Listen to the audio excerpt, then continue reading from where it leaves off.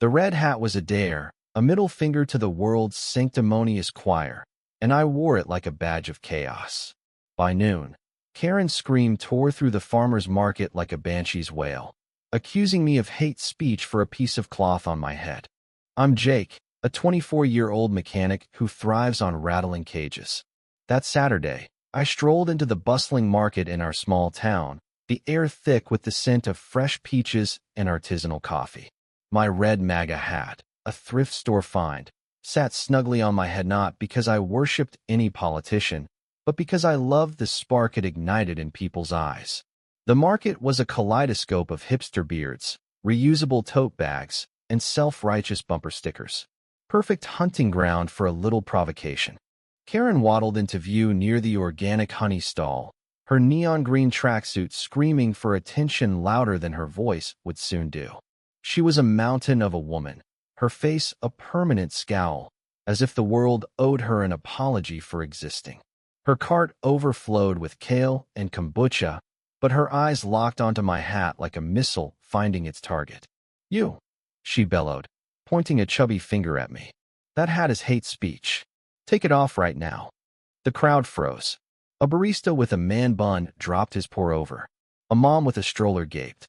I smirked, tipping my hat like a cowboy in a duel. "Lady, it's a hat, not a manifesto." Karen's face turned beet red, her jowls quivering. "It's a symbol of oppression. You're triggering everyone here." She stomped closer, her voice a siren of outrage. I held my ground, sipping my iced coffee, letting her stew. The truth? I didn't care about the politics. I just wanted to see how far her self-righteous fuse would burn before it exploded. She didn't disappoint. "You're a bigot," she shrieked, snatching a zucchini from a nearby stall and brandishing it like a club.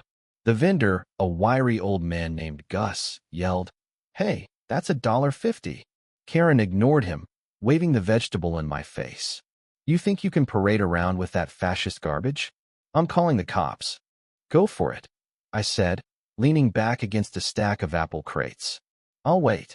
The crowd murmured, some nodding in agreement with Karen, others whispering about her theatrics.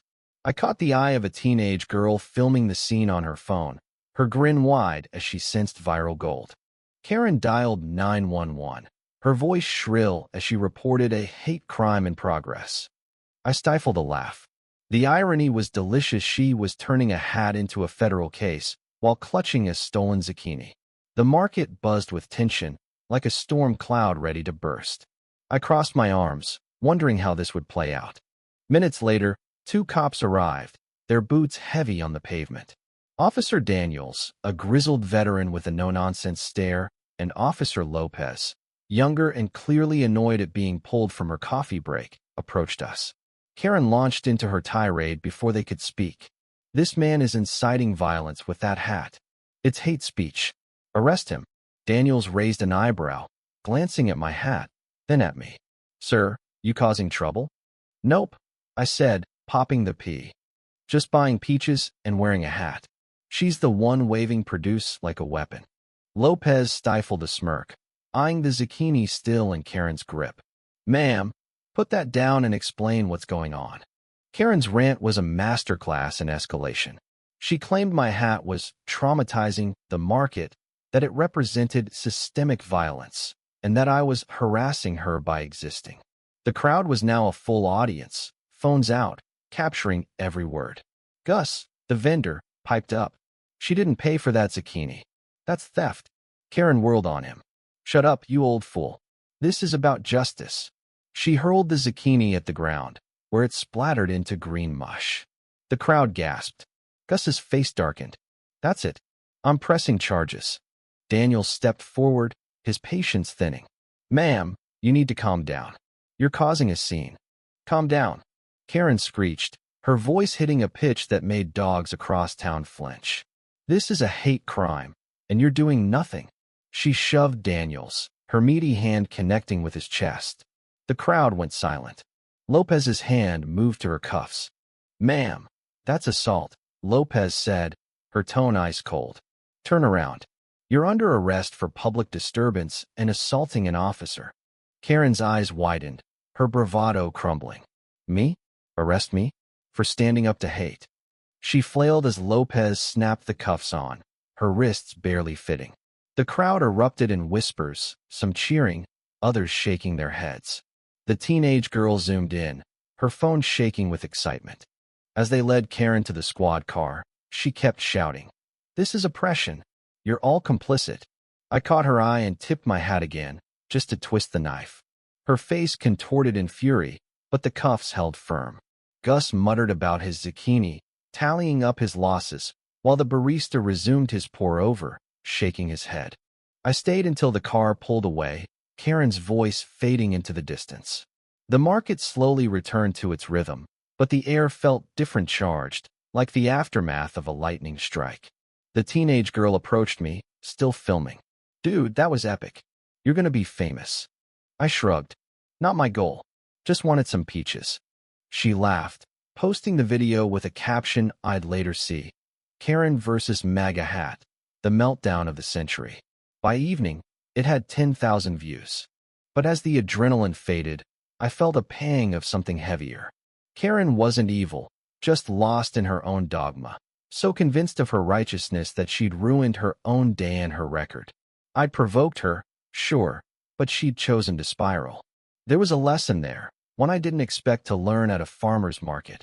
Outrage is a trap, and we all step in it sometimes. I bought my peaches, handed Gus a $5 for his trouble, and walked home. The hat stayed on, not because I believed in it, but because it had done its job, exposed the fault lines we all tiptoe around.